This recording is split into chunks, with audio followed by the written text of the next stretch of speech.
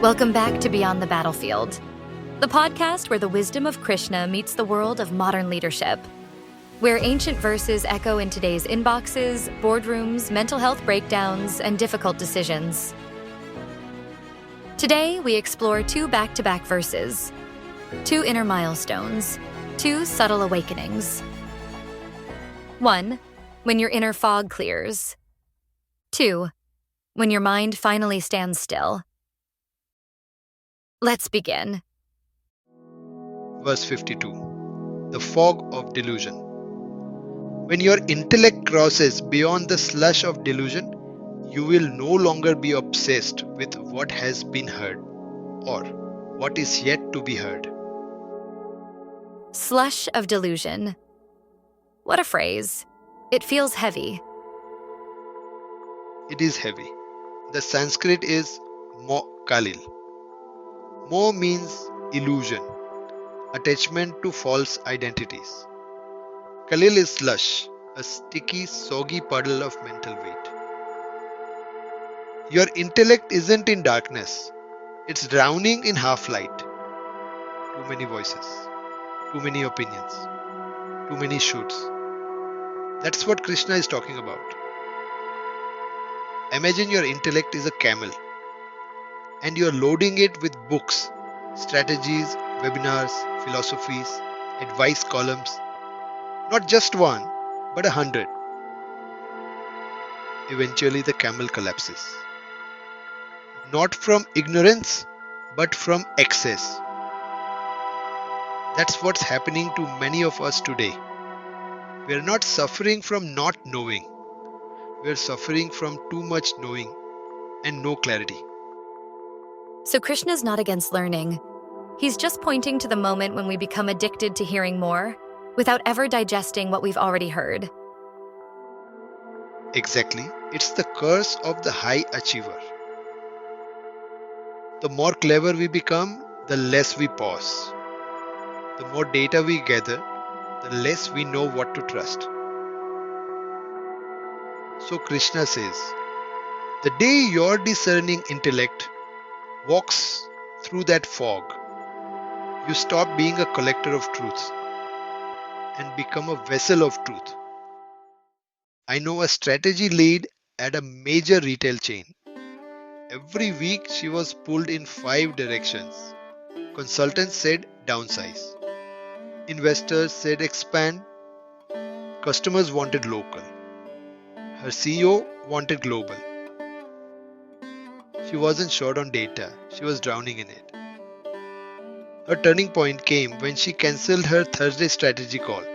Sat alone, whiteboard, no emails, just one question. What actually matters now? And for the first time in months, she knew. She didn't learn something new. She just stopped listening long enough to hear herself. Exactly. This is leadership beyond noise. And that's what Krishna is pointing to. Take a breath. Where are you stuck in moh-kalil, the fog? Whose voices fill your ears, long after they should have gone silent? Verse 53. The mind that stands still. When your intellect, tossed by what you've heard, becomes steady and unmoving in the self, then you attain yoga. So, this is the next step. Not just clarity, but stability. Yes. Verse 52 is about crossing the fog. Verse 53 is about no longer being blown by the wind at all. Osho says, a clear mind still hears opinions, but doesn't get kidnapped by them. Imagine your mind is an orchestra. Thoughts are instruments. Emotions are percussion. But for most people, there is no conductor. So every new opinion is a violin screaming. Every new podcast is a cymbal crash. What Krishna invites is samadhi. The moment the conductor returns, and suddenly silence becomes part of the music.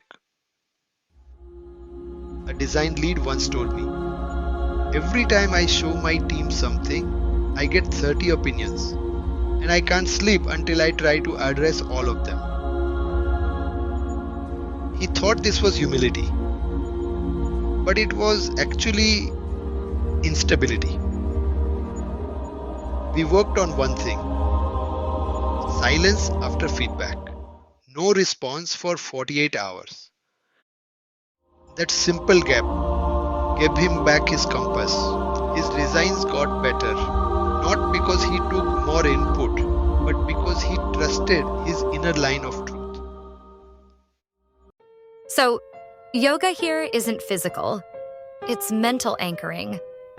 The ability to move from within, not because someone shouted go. We've become addicted to external GPS, always needing someone to tell us where to turn next. But Krishna's asking, what happens when the satellite signal goes out? Do you trust the compass inside you? Because yoga begins when external instructions lose their grip on you. Osho said, the wind outside never stops, but the door of the house can be shut. When your mind stops flapping like a curtain in that wind, you don't leave the world. You just stop being dragged by it. That's yoga. Let's review what Krishna gives us. 1. A foggy intellect, trapped in too many beliefs. 2. A crossing, where you rise above past and future noise. 3. A settling, where your mind no longer wavers. 4.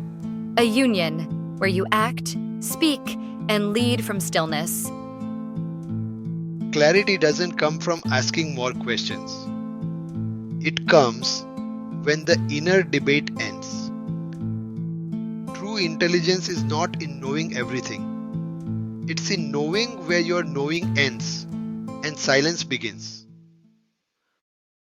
And if you are looking more clarity, do not forget to check out our exclusive GPT companion link in the description. BYB Interactive. It's your space to interact, explore more insights from the Gita, or just continue the conversation at your own pace. Until next time, may your intellect cross the fog. May your mind find its center, and may your leadership rise, not from fear, not from trend, but from truth. You're not just walking into the battlefield, you're walking beyond the battlefield.